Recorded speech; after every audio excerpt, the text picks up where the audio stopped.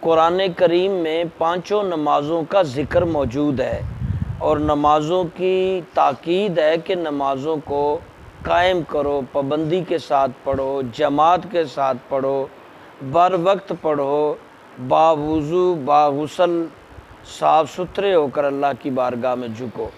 اس کے قرآن مجید میں بہت سینکڑوں مرتبہ نماز کی تاکید فرمائی گئی ہے۔ نماز میں سستی کرنے والے کو منافق کہا ہے، یعنی جو نماز میں سستی کرتا ہے، بر وقت نہیں پڑھتا، غفلت سے رہتا ہے، فرمایا کہ وہ منافق ہے۔ اسی طرح یہ بھی فرمایا کہ فجر اور عشاء کی نماز منافقوں پر بھاری ہے۔ فجر ویسے اٹھنے کو دل نہیں کرتا نا، رات ویسے لمبی نماز ہے، تھک جاتے ہیں کاموں سے، تو یہ دو نمازوں پر پورا دھیان دو۔ یہ اکثر لوگ یہ دو نمازوں میں غفلت کرتے ہیں، اس لیے فرمایا ان دو نمازوں پر جو غفلت کرے گا، سستی، وہ پکا منافق ہے، اور منافق کی سزا کافر سے بھی بھاری ہے، جہنم ہے۔ اسی طرح فرمایا کہ جس نے جان بوجھ کر نماز چھوڑی اس نے کفر کیا۔ یہ بھی مشکوٰۃ شریف کی حدیث ہے۔ بندے اور کفر کے درمیان نماز چھوڑنا، یعنی بندہ جو ہے وہ نماز چھوڑتا ہے تو وہ کفر کی حالت میں ہوتا ہے۔ یہ بہت بڑی تاکید فرمائی جناب رسول اللہ نے کہ 7 سال کے بچے کو نماز سکھاؤ، 10 سال کا ہو جائے نہ پڑھنے پر اسے سزا دو، پنش کرو۔ یہ بہت بڑی تاکید ہے، سختی کرو۔ اور حضور فرمایا جو جان بوجھ کر نماز قضا کرے یا قضا کر کے پڑھے وہ 1000 سال جہنم میں جلے گا۔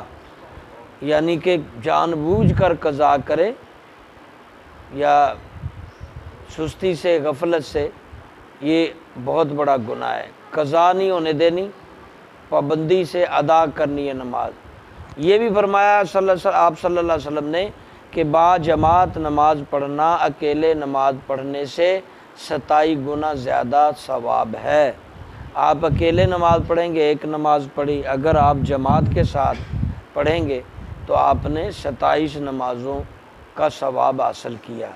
تو جماعت میں، اور یہ رمضان میں صرف نہیں، ہمیشہ عادت بنائیں کہ آپ نماز جہاں بھی ہوں نماز ضرور پڑھیں، جماعت میں پڑھیں۔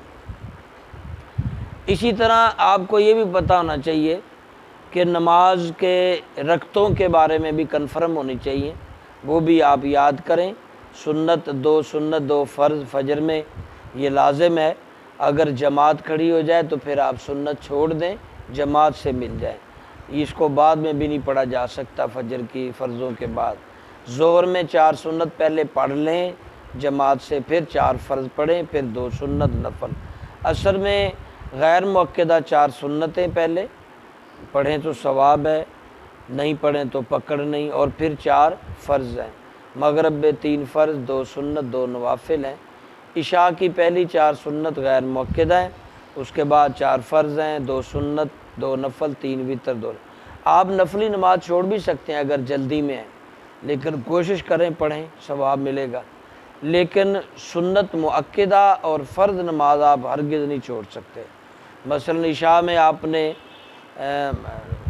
مختصر بھی نماز کرنی ہے تو اس سے زیادہ نہیں ہو سکتی کہ پہلے آپ 4 فرض پڑھیں، پھر 2 سنت، پھر 3 وتر، یہ آپ کی نماز مکمل مانی جائے گی۔ اسی طرح عصر میں 4 فرض، مغرب میں 3 فرض، 2 سنت۔ تو یہ چیزیں ہیں۔ نمازوں کے اوقات کا بھی آپ کو پتہ ہونا چاہیے کہ ان اوقات کے اندر نماز، سورج نکلنے پر فجر کی نماز نہیں، قضا ہو جاتی ہے۔ اسی طرح سورج ڈھلنے کے بعد ظہر ہے تو ڈبل سایہ ہونے تک ظہر ختم ہو جاتی ہے۔ عصر شروع ہوئی تو سورج غروب ہوتے ہی عصر ختم۔ مغرب کا ٹائم ویسے ہی بہت مختصر ہوتا ہے، کوشش کریں زیادہ اندھیرا نہ چھائے، جلدی جلدی ادا کریں۔ اسی طرح عشاء کا ٹائم البتہ وسیع ہوتا ہے، 12 بجے تک آپ افضل ٹائم ہے، اس کے بعد کراہت کے ساتھ فجر کی اذان تک ہے۔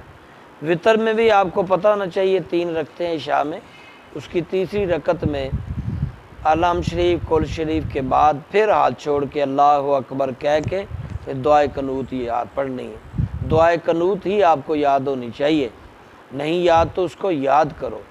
دعائے قنوت کا مطلب دعا، اور بہترین دعا ہے، اس کو ضرور یاد کریں۔ یہ دعائے قنوت ہی پڑھنا واجب ہے، اس کو یاد کریں۔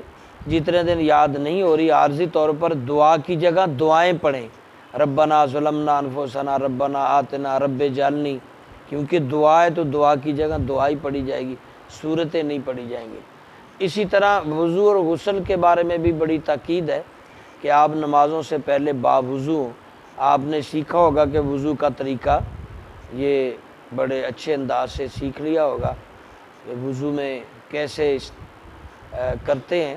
انشاءاللہ کل کی قسط میں وضو اور غسل اور تیمم یہ تینوں بیان کریں گے۔ اللہ